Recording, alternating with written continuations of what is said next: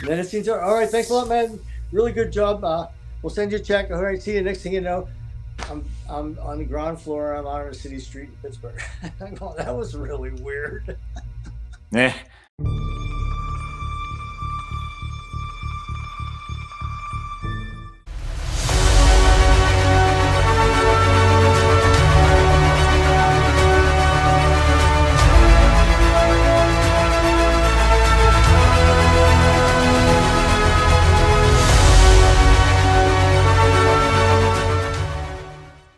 Well, hello, everybody, and welcome to another edition of Average Superstar TV. I'm your host, Lauren Lepre.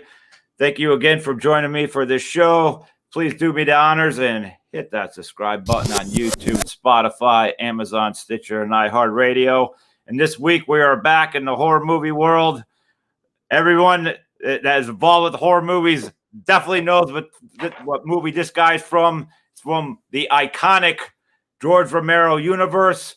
This guy was in one of the most famous, in my eyes, the best zombie film ever made. But with that, Mike Christopher, favorite Hare Krishna from Dawn of the Dead, welcome to the show.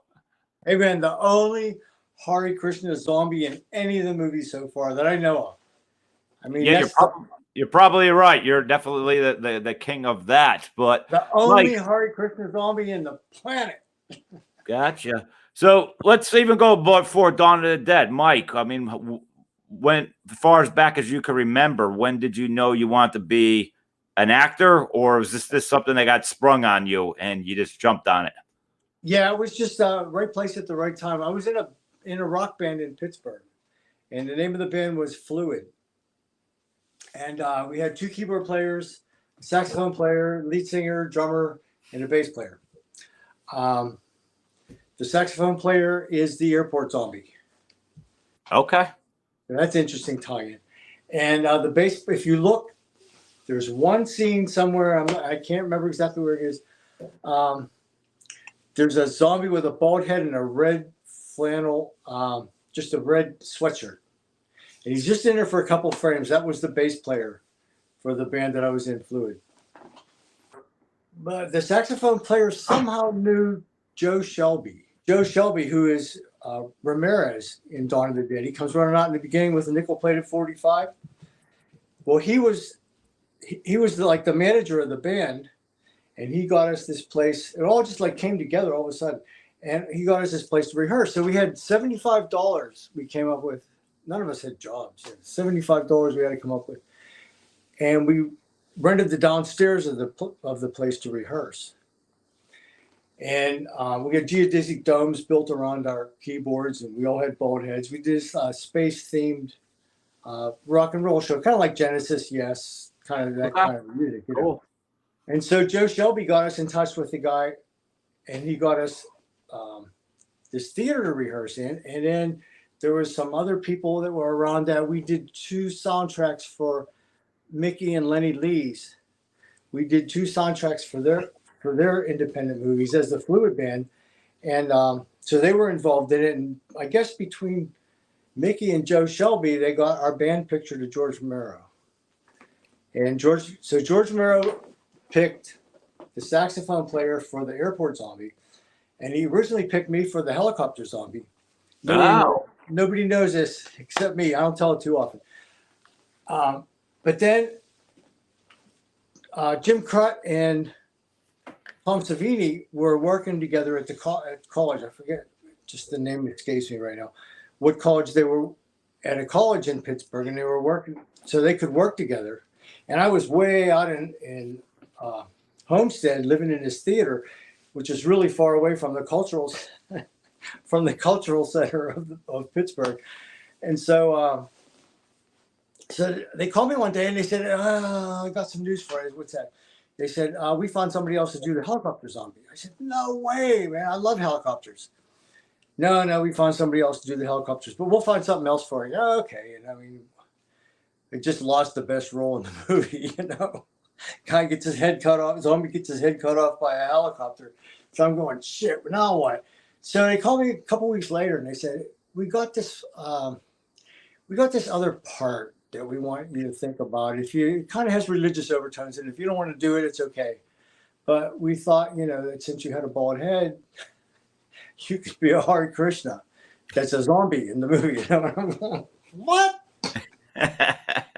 When this is all coming together and the movie's going to go down in Monroeville and in the Pittsburgh area, is the town not like buzzing about this? Like, hey, the guy that made Night of the Living Dead's doing another movie here, or is it just business as usual? And oh yeah, there's a movie going on. I heard about it. I heard he was doing a movie like before I was asked to be in it, and it would maybe in some circles it was. I wasn't in the movie circle. Yeah, I was a musician, and although we did some soundtracks for two of the Lee's Brothers movies. It was Head Prince and A Ride in the Fields. Really cool movies. If you get to see Mickey or Lenny Lee's at the conventions, pick up a copy of the movie. It's real. It's real avant-garde. Real avant-garde. And then I was in another one of Mickey's movies. I was a Buddhist monk, and this is post Dawn of the Dead, right? Yeah, a long time after that. It was really okay. So I fly up to Pittsburgh, and it's raining, and it's raining, and it's raining, and it's raining, and everybody's trying to do this movie out in the rain. They have this location. It's like it has to happen today, and then the robe from that movie is the one I was wearing to conventions. And then all of a sudden the sun comes out and they go, okay, it's time for your part. It's my part. Yeah. I felt so bad because the sun came out and I did my part. And then I went back in and hung out with the rest of the cast and it's sort of raining again. Crazy. Yeah, on Dawn of the Dead, like how many days were you on set? Do you remember? 3. I was there 2 nights in the mall. And everybody always goes, how was it to work with George Romero? I go, I don't know. Well, you were in Dawn of the Dead, right? I said, yeah, but, in the mall shots, he was way down there. You could barely see him. He was camera on a couple of... So he was a war general from far away. And I'm shambling through the mall, just shambling. A couple of those things. We never even got into the movie, the scene for me going up the stairwell. Right? Yeah, maybe that made the board, yeah. Maybe it's in a version that I've never seen before, but I've never seen it. That's the iconic shot right there. The profile, that's iconic too. But so I had 2 nights in the mall. We just sit around this big, huge room, and there's makeup artists making everybody into look like a zombie. There was no zombie craze back then. It was just you're just looking around. Well, this is weird. Yeah. And was there a lot of people when you were there that day, or did this kind of the day you were there, they just made it look bigger, like the cut back on the people? How'd they do that?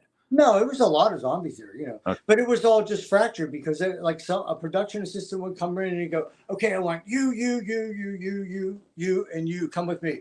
And you just put down your coffee and, adjust your robe and, hey, is my makeup all right? Yeah. Okay. And you take off and you go out there and walk through the mall, come back, sit down. Then that might be the only thing you do for hours. By chance, did they didn't bring you back outside of the makeup and be put you in the far back, be we still want you to be a different zombie, here's a different outfit, nothing like that? No, I just did the 2 overnights in the mall, and then the third was a day shoot. I don't remember the times, but it was in an unused floor in George Romero's office building on Fort Pitt Boulevard, I believe. And I just went upstairs. That's where the hideout was. It was in this. The hideout wasn't in the mall. So all the shots that were shot in the hideout, they were shot in George Romero's office building. There was no hideout in the mall. So that was like a sound stage where all that stuff was going on. Like they built pretty much. It was an unused floor where they had assembled that prop. Okay. The prop of the whole hideout. Gotcha. So that was not in the mall at all. George had his own studio. Was that? George had his own studio then, where they it was on a huge floor. Yeah, well, you need a place to work, Yeah. And then the air conditioning ducts, they were not that big in the mall. So they had to make air conditioning ducts for them to crawl through in that studio space. It's like if you were out in California, you would get a big soundproof hangar on a lot somewhere. It would be a lot number, and you would go there, and there would be, soundproof sound stage. You just build all your props and stuff like that in there. But it wasn't Los Angeles; it was Pittsburgh. So I mean, it worked out perfect. I like that he stayed local and wanted to bring the films, to where he was from. Yeah, but then he went to Toronto. They made him an incredible deal to shoot his movies in Toronto, but he had to use mostly Canadian actors. As I saw him once, probably at the 30th anniversary, and that's where I saw him for the first time since the movie. And so I saw him and I said, "Hey George, why don't you put me in one of your movies?" He goes, "Oh, I got to use Canadian actors." Yeah. So I mean, that's pretty much. And then you can't, his movies weren't big budgets. You just can't be flying people up there too, And I wasn't in a position to drive up, so I was in Florida by then. Yeah. So you weren't keeping in touch with George after that. You just said that it was 30 years. No, I wasn't keeping in touch with anybody. And as a matter of fact, I had a brief girlfriend that was roommates with Kira. Okay. But for some reason, nobody knew how to get a hold of me. I had moved out to see. I was doing laser light shows at the planetarium. I was going to electronics school too, and this was like, I guess, just after. Yeah, been after the movie shoot. Yeah, because the Fluid Band kind of broke up. We had all this staging, and we didn't have any money. We had one car between us, and most of us were living in this small house. We lived on cigarettes and coffee. So and the one guy's dad owned a small grocery store, and he used to send over care packages all the time. But it just got to be so poor with the Fluid Band. Things just got to be so poor. And so after the movie ends, you just went right back to the band. You weren't trying to like stick and film. It was just kind of something you did. Like, hey, cool, I was in a movie. Yeah, it was like it's like 86, 87, 88. 78. 78 was when the movie came. Yeah. Yeah, I'm just. Yeah, right after. I mean, it was just this brief thing. Like the saxophone player, like I said, he was the airport zombie. Mm-hmm. And so we went back. We did our shoots and we went back and did our band thing, But when did you realize that the movie was a hit? Like, were you just always looking at, like, did you just realize from the video store? Because that's where I first got wind of it when I was a child. Like, I'm going through all the horror movie sections and I'm seeing like Dawn of the Dead, and I run over like, this says Night of the Living Dead. Is it the same? And I'm looking at the back cover. This is a curious kid, like I didn't have anybody to talk to. I had to figure all this stuff out. Yeah, well, it's really interesting to see that part of it. I didn't know anything about it for 30 years. I mean, I had the VHS and I had the DVD, but it was 19. You were literally out of the loop of like the horror movie conventions and everything. Yeah, I was the laser operator at the Buell Planetarium where they have the stars and stuff in the big curved ceiling, and we used to do laser shows in that. Because I went to electronics school after I quit the Fluid Band. Let's see, this was in the Fluid Band when we were rehearsing in the North Side, and we were living in McKeesport. We were living in McKeesport, and we had a band house. And I get this phone call from my friend, and he said, "There's an article in the newspaper in Pittsburgh that Kim Fowley's next project is looking for a space band located in Pittsburgh." I thought, well, that's interesting, So I got an alert, and Kim Fowley calls up and he says who he is, and he asks about the band and stuff like that, And then he says, "Well, here's what I want to do. I want to have a space band that writes songs about space beings coming and fucking Earth women, and they produce babies with two heads and tails." I said, dude. The guy was a thinker, that's for sure. He said, you tell. Well, he was right. I mean, it would have went over. I said, you totally misunderstand the concept of the band. I said, the band Fluid, we're projections of your own interspatial thoughts. We don't really exist. We're a creation from your mind, you know. Yeah. And he goes, no, that's not going to work. Well, I mean, he was right. Yeah. No, that's not going to work. Here's what we're going to do. He said, you have a guitar player? No, we don't have a guitar player. He said, it's okay. He said, what do you have? A sax? Okay, we'll take the sax player. We'll teach him how to play guitar. And he had this whole thing, and he goes, no, this is going to be great, man. He said, you don't understand. He said, I can get you into all the top parties. I can have you have sex with all the most famous people. It's like paint this whole picture. And here, talk to this guy. And he gives the phone to somebody else. He goes, man, before I met Kim Foley, we were going nowhere. Now we go to all the parties. We can get any girl we want. We know all these people. We go to all the cool clubs. Yeah, you got to let Kim Foley manage you, man. You put Kim Foley back on the phone. And he's going on and on and on. And I go, wait a minute. I said, that isn't anything like what we planned on doing here.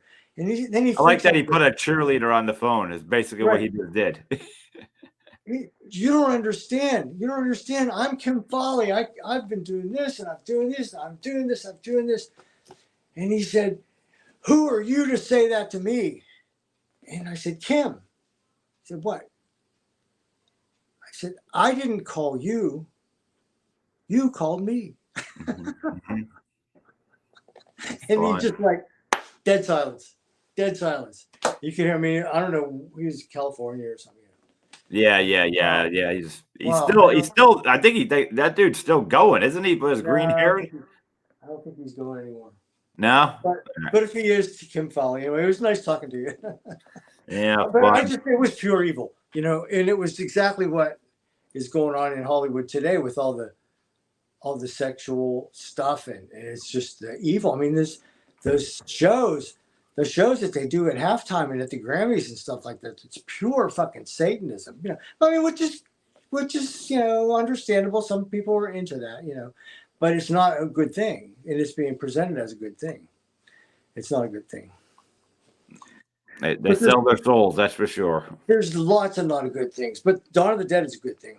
I always say that Dawn of the Dead is not a horror movie, it's a prophecy. And I think in some ways it will be, no matter what happens, which I think it could get really bad in some places. I mean, all of a sudden, it's like these kids riding in the streets and burning police cars, and, you know, just like all spontaneous now. Burning their own town down, where and costing the taxpayers money. But you're supposed to own nothing. That's how they tell them in the schools, you're supposed to own nothing. So if you own something, that's bad. So what do you expect them to do? In some ways, the computers have to monitor everything to know exactly where they are. Okay? Because, I mean, you're turning on this thing that's more powerful than your fucking brain, you know?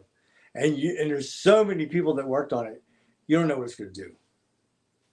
Now, so in some ways, the computers have to monitor everything. And the technology of what I heard years ago is like out of 40,000 conversations, they can pick out single keywords. So, I mean, anybody that says Trump in any conversation, you're automatically a suspect. Anybody that says Second Amendment, you're automatically a suspect. Anybody that says Merry Christmas. People don't even know what the Second Amendment like. No, they don't. They don't, and they should teach that in school. Yeah, you know? Like there's a reason that was put in there. That's the rise up against your government. That's really what, in case they start doing stuff like this. That was the first part of it. Second part was obviously to protect your home and your land. Well, the first part of it is to realize that you are allowed to have a weapon that can kill people a long distance. Slaves cannot have anything like that. So you have the Second Amendment because it's the government's commitment to you that they consider you a free man. Okay, that's what the Second Amendment is for, is to prove that you are a free man because you are allowed to own weapons. As many as you want, how many you want, as many bullets as you want. Just don't fuck around with them and don't misuse them, and you got to keep them locked up. You can't let your kids have them. You can't let your kids' gangster friends have them. You can't have kids that you can't manage, that go out every night and steal guns out of people's cars because the people are so stupid. I mean, I was a detailer, and people would leave their revolvers under the seat of their car, in a parking lot on the beach. I mean, what the fuck? Are you crazy? Yeah, like your name's attached to it. Like that's the stuff that needs to get cracked down on the other side of, like, you know what I mean?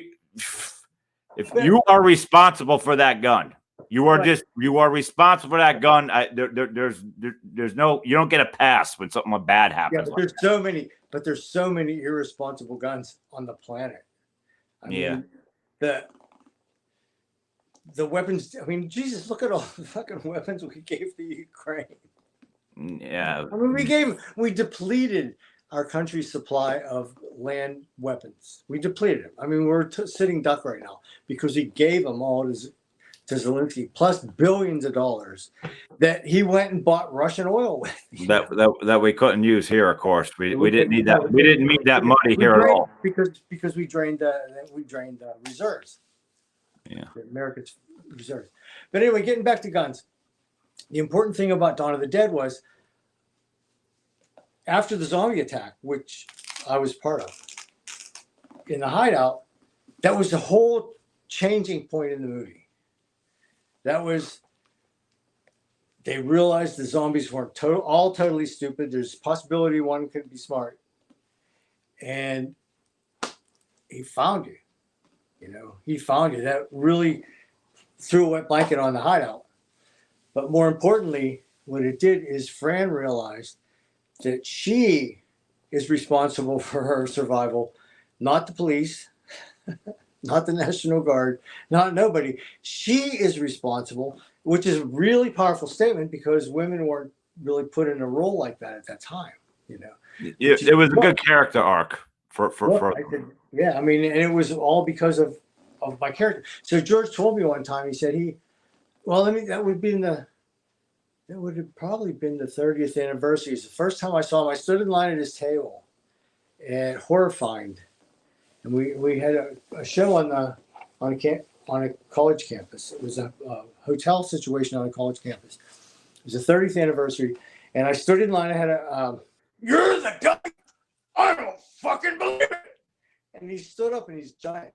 And he grabbed me, he gave me this big hug, and he goes, "Sorry, Mike." He said, "I didn't recognize you." I said, "Well, for God's sakes, George, it's been 30 years, Yeah. So yeah, that was a pretty fun moment. But he told me, he said, "Man, I wish I would have been able to spend more time on your scene, because if you notice, they just like gently placed me out in the hall. They should have tossed me. I'm just a fucking zombie. They should have tossed me into the wall, But there was a couple little details. He said, "I wish I would have spent more time on your scene." He said, "But what happened is the mall shut down for Christmas, so he couldn't shoot any more scenes until after they took the Christmas decorations down and put the original decorations back up." Gotcha. That makes sense. Right. So there's this big, huge hole that he had. Just everybody sitting around waiting. And then when it got to my scene, it's just like, man, he's like, "Okay, the camera's sitting here." I said, "Oh, excuse me, George, do I say anything? Do I have any lines?" I mean, I didn't want to say, "Hey, it's really time for you to tell me what's going on," because I had never seen the script and I knew nothing what was going on. Yeah. Said, "Oh, yeah, okay." So he comes in, okay, you're going to push your way through the door, and she's going to pretend like she's really shoving it, and you're just going to make it look like she's really having a hard time. Okay, we did that. Bang, camera moves. Okay, now here's a bunch of boxes. We're going to get you coming down the hall. Next thing you're going to do is go through those boxes. So they got me coming down the hallway a little bit, just use a little bit of that. My shadow on the wall and stuff. Move the camera. Okay, now we're going to get you. Go into the boxes. And then we went through the whole flare scene, no rehearsal whatsoever, except just basic positions, Never had the flare on. All of a sudden, and sure, she's supposed to look scared. Well, she was acting scared, and I was coming at her. And she was like that, The sparks were hitting me in the face. the sparks were going down my robe. I'm going, oh shit, my robe's gonna catch on fire. It was real flimsy cotton, you know. And then the sparks will land on the floor and they're still glowing red hot. It's phosphor, you know. So I'm walking through them. I'm going, shit, this is really painful. I wanted to really enjoy this moment that I'm on screen. You know, we didn't do any second takes. And I almost yelled out, cut, but I said, no, don't do that. You know, Yeah. can't go on any longer. Next thing you know, this is the end of the scene. All right. And then we got to move over here and we got to get you the shots of you grabbing friend's feet. Yep. And then they're going to come running in the door and he's going to smack you with a rifle butt. It's going to hit you in the head. They did a wound on my head that only made it to one magazine. And I should really find what that magazine is. But there's a magazine on me, and there's a story of me in there. And they actually had a wound there, but it didn't focus in on it whenever they laid me gently down the hall. And there you go. And then it seems, all right, thanks a lot, man. Really good job. We'll send you a check. All right, see you. Next thing you know, I'm on the ground floor. I'm out on a city street in Pittsburgh. I'm going, that was really weird. Yeah. It's like come and go, right? It was just like boom, shuffling you right out, huh? Couple of hours. Well, it's a film shoot, you know. Yeah, I hear you. And if you really have your shit together, you can go from one scene to the next one, to the next one, to the next one, to the next one. I mean, just think of all those NCISs and all those Miami Vices and all those television shows that they're on for years, 10, 12 years, and it's just show after show after show after show. It's all scripted out, you know, and it's just all ready to go. And you just run over there, you shoot all your scenes, and then next year it's the same thing. Well, after you met up with George at that table, did you like trade info? Were you in touch with him up until his death? After that, were you like back in the loop? No, actually, I wasn't an actor anymore. Like I said, he's shooting those movies in Canada and stuff like that. I really didn't have a lot in common anymore. It was nice to get in touch. We ended up seeing each other at conventions a couple of times. And then the conventioneers decided that only the main actors were really welcome at the main conventions. Gotcha. But you were doing. They were spurred on by. They were spurred on one of the agents, entertainment agents in the field, and he didn't want to have nothing to do with the zombies. You know, we didn't make enough money, and he wasn't representing us. So we, after a while, like the last 5 or 6 years, none of us have gone to a major Dawn of the Dead reunion. It's all too late now. But there were Dawn of the Dead reunions. George Romero was there, like some horror hounds and stuff. You're not doing. You've never invited to the ones in Romeroville, like they do that reunion every year. Yeah, I am, but I don't fly anymore. No, you don't fly. You don't fly. But Mike, what'd you take out of Dawn of the Dead? Like when you look back now, what does that film mean to you? That's a good question.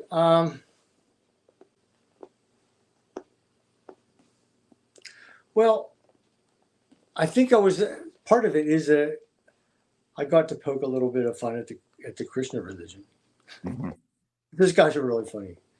They would come up to you on the street and, hey man, here's some free incense. Well, it doesn't really end up being free because they'll pester you until you give them $1.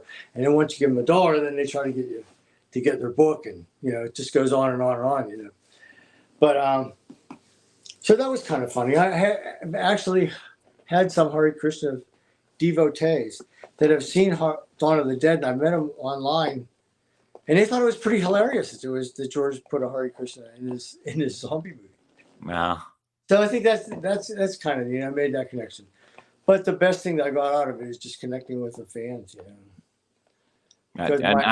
Because my image is in so many people's minds, you know. Yes, if you are into horror movies, they know your character. But the movie overall is just such high caliber, you know. It's really high caliber. To me, it's my favorite zombie movie of them all. Like this is. I mean, who didn't grow up going to a mall and thinking like, oh, here's what I would do if I was in that mall, like you know. Well, you know, I said I would have taken every dollar out of that bank. Like I just would have did it just in case the world restarted. Yeah. Well, that bank didn't exist in the mall, Yeah, I kind of figured and not. the gun shop didn't exist in the mall either. Yeah. They used those two as remote locations. But yeah, I'm just really glad I was able to be part of it because it told a really interesting story, and it wasn't vulgar. No. You know? And it wasn't mean. It was just really intense. You know, like I said, I mean, I think it's a prophecy. Yeah. Yeah. I mean, look at Escape from New York and Escape from LA. You know, they ought to come out with another one, Escape from San Francisco. Probably, friend. Wouldn't put it past, and that'd be an actual real movie. Or Escape But from Atlanta. Escape from Atlanta. Boy, Atlanta's really big. They put the airport so far out, it takes like 40 minutes to get from the airport into downtown. You just see the whole that's thing. the only airport that I've ever gotten lost in. I Yeah. could not believe how big that place was, and they got like trains to take you. Like Yeah. what? I was like, really? It's So amazing. yeah, but Well, the Denver airport, if you want to look up something weird, the Denver airport's supposed to have many, many, many layers underneath it. So there's a lot of weird conspiracy theories about the Denver airport. Supposedly, there's levels that lead to tunnels that go to other cities and stuff. It's real. wow, bro, I never heard this. I'll have to Yeah, investigate. check out the this. They made these big wall things. You know, Wow, they're really grotesque. great. They're really like evil New World Order stuff, and it's right on the walls. Yeah, check it out. It's really weird. I will definitely look. This is the first time I'm hearing this, so I've always checking out. But Mike, I want to thank you so much for coming by the show. At this time, the floor is yours. Is there anything you need to plug? Anything going on in your world for people to get a hold of you or whatever? Well, I have a Facebook and there's a Twitter, Horizon. And but if you get a hold of me on Facebook, I have some music out there too on SoundCloud and let's see what else. What's the other one? Vimeo. There's some stuff on Vimeo. So yeah, I haven't been really putting too much into my creative side. Well, you got plenty of time, friend. I'm sure you let us know when something's going down, and I'm sure all the fans will jump right on it to check it out. Yeah, well, check out the musical stuff. Some of it's pretty interesting. Sweet. And with that, I will thank this audience for taking the time to check out Average Superstar TV. Hope you had fun. I did. Yes. Hit that subscribe button. And until next week, as I always say, the party is over.